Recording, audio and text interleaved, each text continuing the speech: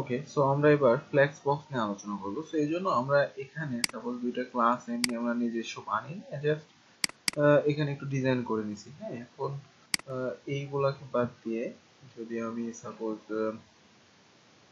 এখানে একটা ডিভ নিই, ডিভের পর এখানে ডিভ নিলাম একটা, সাপোজ এখানে লিখলাম হচ্ছে ফ্লেক্স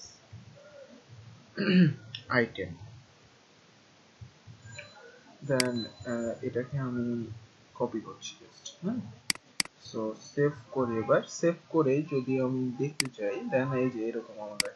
সো এবার আমরা যে কাস্টম আমাদের ক্লাস গুলা অ্যাড করলাম সেটা যদি ইউজ করি, সাপোজ এখানে হচ্ছে আমরা ইউজ করছি ক্লাস দিয়ে আগে, ক্লাস দেওয়ার পরে আমরা এই যে রো এখানে h1 এটা ইউজ করছি, তারপরে হচ্ছে আইটেম h1 ইউজ করছি, তাই না? সো আমি এই যে রো h1 এটাকে নিচ্ছি, রো h1, তাহলে কি হবে, তাহলে এবার এটার মধ্যে যে যা যা ছিল সেগুলো আমাদের কাজ করছে, তাই না?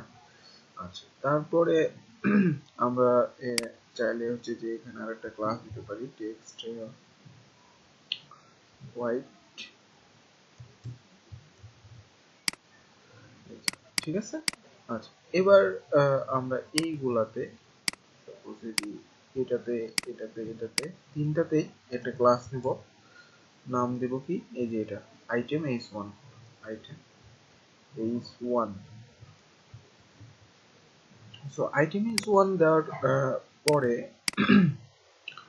আমরা হচ্ছে যে এখানে তেমন কোনো কিছু লক্ষ্য কি করতে পারছি, এখানে 1 পিক্সেল আইটেম h1। আচ্ছা, এই যে এখানে কালারটা একই হয়ে গেছে যার কারণে বুঝতে পারছি না, সো এখানে আমি হোয়াইট লিখে দিলাম,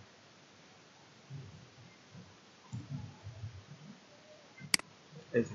ওকে, সো এই যে আমাদের বর্ডারটা হয়ে গেছে। এবার আমরা যে ক্লাসটা ইউজ করব সেটা হচ্ছে এখানে ডিফ্লেক্স, সাপোজ এই ক্লাসটা ইউজ করব ডিফ্লেক্স। ওকে, এবং আরেকটা ক্লাস ইউজ করব ফ্লেক্স রো, ফ্লেক্স রো। নাও সেভ, নাও এবার যদি যাই এই যে দেখেন আমাদের এটা একটা রো হয়ে গেছে এবার, তাই না? আচ্ছা, এবার আমরা যদি একটা প্যাডিং ক্রিয়েট করতে চাই, প্যাডিং প্রত্যেকটার মাঝে, তাহলে এখানে, তবে এখানে আমরা প্রত্যেকটা জায়গায় একটা প্যাডিং ক্রিয়েট করতে পারি, প্যাডিং দেন 4, সাপোজ 4 একটা প্যাডিং ক্রিয়েট করলাম, এই যে দেখেন এখন আমাদের প্যাডিং কিন্তু চলে আসছে। সো এবার যদি আমরা এই যে এখানে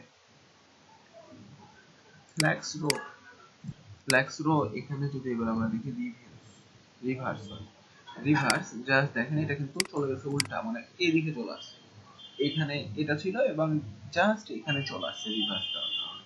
ওকে, আচ্ছা, সো এবার আমরা যেটা ইউজ করব সেটা হচ্ছে এখানে এই যে এতটুকু এবার বাদ দিয়ে দিলাম। হ্যাঁ, এখানে জাস্ট এবার ফ্ল্যাক্স কলাম ইউজ করব, কলাম।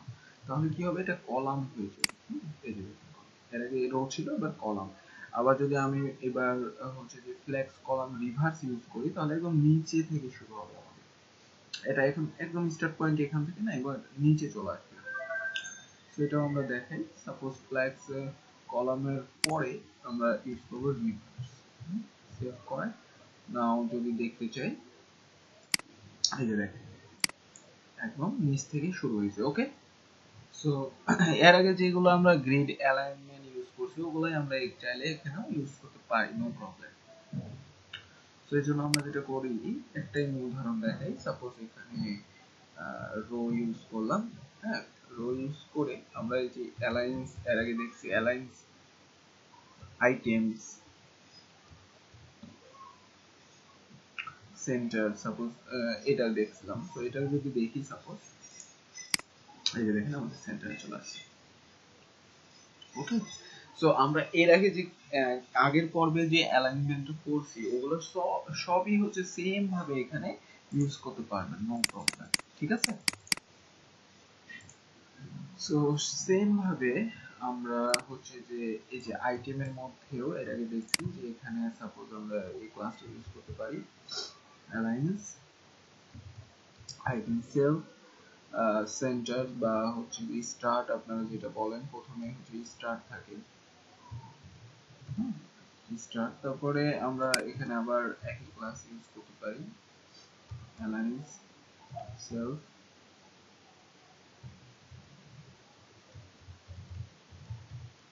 সাপোজ এবার আমি হচ্ছে সেন্টার দিলাম এবং এর পরেরটাতে আমি দিতেছি